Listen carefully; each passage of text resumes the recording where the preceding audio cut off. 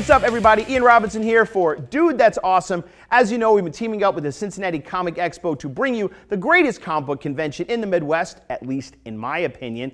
And to help really capture the flavor of all the goings-on, we've been going out and checking out the comic book stores that are going to be part of the Expo itself. Now, I traveled out of my comfort zone of Cincinnati down to Florence, Kentucky, to Comics to Games. That store is amazing. Don't believe me? Check it out.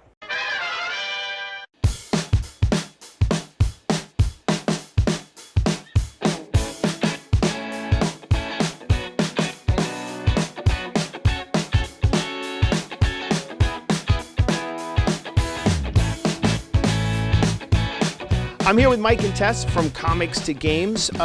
First of all, give me a little bit of history of the store and how the store came to be.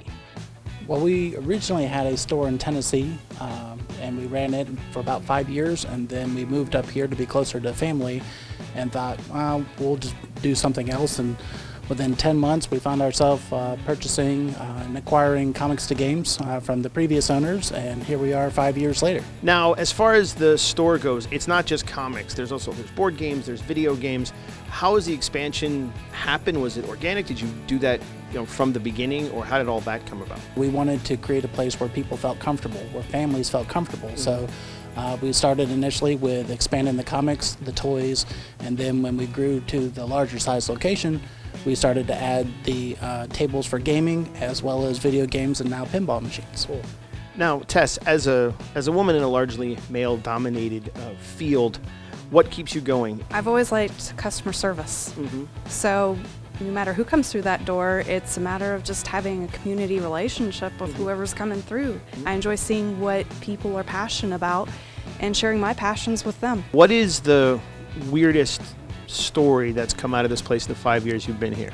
Every day seems to be something different, but I would say not so much weird. We've had several proposals actually happen here in the shop where they've gone on and gotten married.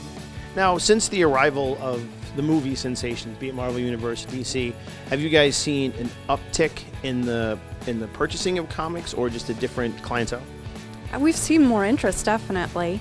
More people are picking up, starting from issue 1, trying to learn the backstories of these characters and understand what's going on, and finding what they appreciate, whether it's the art, the story, or the writers. Now, how did you guys get involved with the Cincinnati Comic Expo?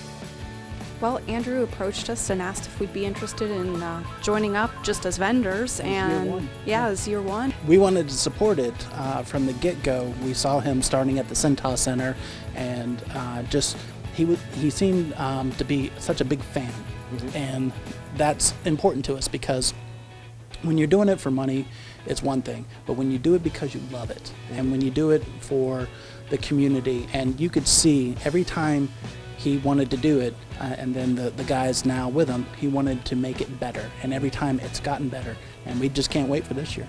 Comic book conventions in major cities, Los Angeles, New York, San Diego, seem to be, obvious, that's going to happen. A Cincinnati one might seem a little bit more off the beaten path. Why do you think it's been so successful and grown so much over the years? I think part of the success is that it is something for the entire family. It is something for the entire community, and there's so many different events there. They have all kinds of events and things for kids to do. They have all kinds of artists, all kinds of writers that are there. For instance, last year we had George Perez and Wolfman right next to each other, and I felt that all of our clientele, as well as everybody else, had a chance to meet them and have a conversation. If I went to San Diego, that would never happen. I'd be in a line for 2 days, and I might get to wave at George Perez.